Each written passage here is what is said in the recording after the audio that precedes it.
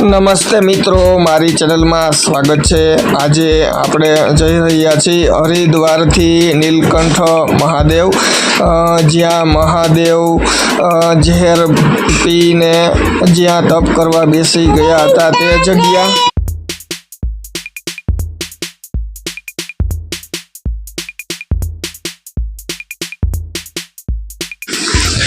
આ મંદિર ઉત્તરાખંડ જિલ્લાના ઋષિકેશ થી 32 કિલોમીટરના અંતરે આવેલું છે। ગાઢ જંગલોથી ઘેરાયેલું અને નરનારાયણ પર્વતમાળાઓને અડીને આવેલું છે। મણિકૂટ, બ્રહ્મકૂટ, વિષ્ણુકૂટ ખીણો વચ્ચે આ મંદિર ઘેરાયેલું છે અને મધુમતી નદી બાજુમાંથી નીકળે છે।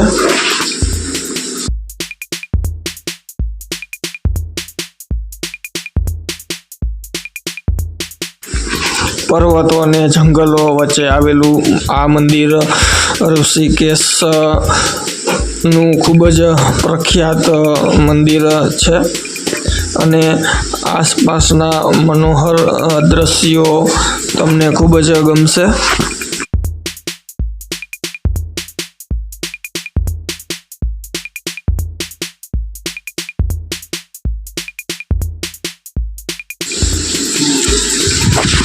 પૌરાણિક કથા મુજબ દેવો અને અસુરોએ અમૃત મેળવવા સમુદ્ર મંથન કર્યું હતું, જેમાંથી ઘણી પ્રકારના રત્નો નીકળ્યા હતા અને તેમાં ઝેર પણ નીકળ્યું હતું, જે સમગ્ર વિશ્વનો નાશ કરી શકે તેમ હતું।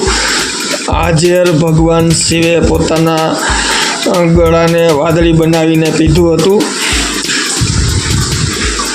ભગવાન શિવે પંચપાણી વૃક્ષ નીચે ધ્યાન કર્યું હતું અને ત્યાં કંકુટ આકારનું શિવલિંગ સ્થાપિત કર્યું હતું।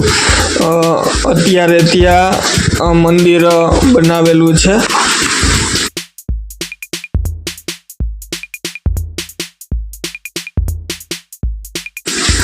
મહાશિવરાત્રિ અને શ્રાવણ માસ દરમિયાન ઘણા ભક્તો મંદિરે અહીં દર્શન માટે આવતા હોય છે અને શ્રાવણ માસ દરમિયાન હરિદ્વારથી નીલકંઠ મહાદેવ મંદિર સુધી ચાલીને અહીં સુધી યાત્રા કરતા હોય છે।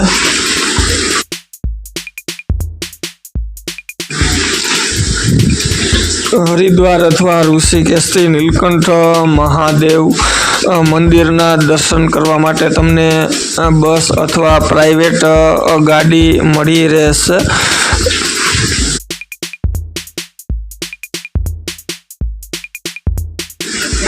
મિત્રો, આપણે નીલકંઠ મહાદેવ મંદિર પહોંચી ગયા છીએ અને મંદિર પરિસરમાં જ ઘણી બધી વસ્તુઓ વેચાતી હોય છે।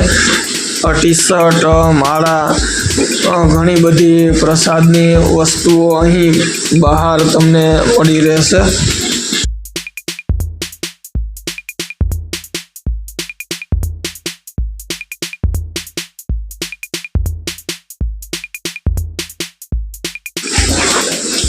શ્રદ્ધાળુઓ અને પ્રવાસીઓ દ્વારા ખૂબ જ આ મંદિરની મુલાકાત અને દર્શન કરવા માટે આવતા હોય છે અને સવારે 10 વાગ્યા પછી બપોર 3 વાગ્યા પહેલાં મુલાકાત લેવાનું ખૂબ જ સારું રહેશે।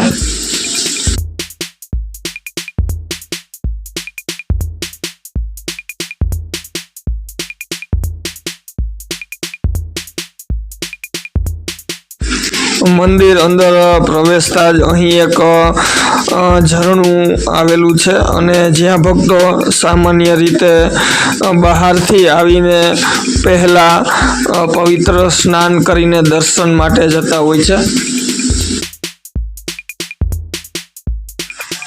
નીલકંઠ મહાદેવ મંદિર નજીક જ અહીં પાર્વતી મંદિર પણ આવેલું છે અને 2 કિલોમીટરના અંતરે આવેલું આ પાર્વતી મંદિરના દર્શન પણ તમે અહીં કરી શકશો.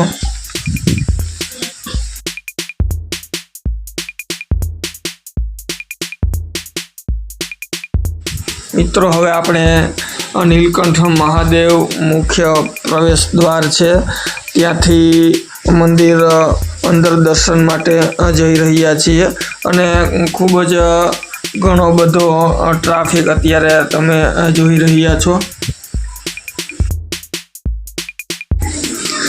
શ્રાવણ માસ દરમિયાન અહીં ઘણા બધા શ્રદ્ધાળુઓ દર્શન માટે અહીં આવતા હોય છે અને શ્રાવણ માસમાં ખૂબ જ અહીં ટ્રાફિક હોય છે.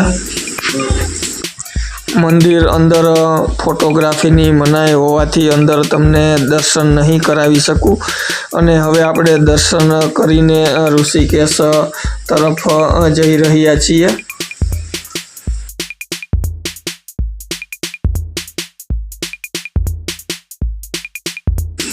મિત્રો, જો આ વિડીયો તમને ગમ્યો હોય તો લાઈક કરો, શેર કરો, સબસ્ક્રાઈબ કરો અને બેલ આઇકન દબાવો જેથી અમારા નવા વિડીયો તમે જોઈ શકો.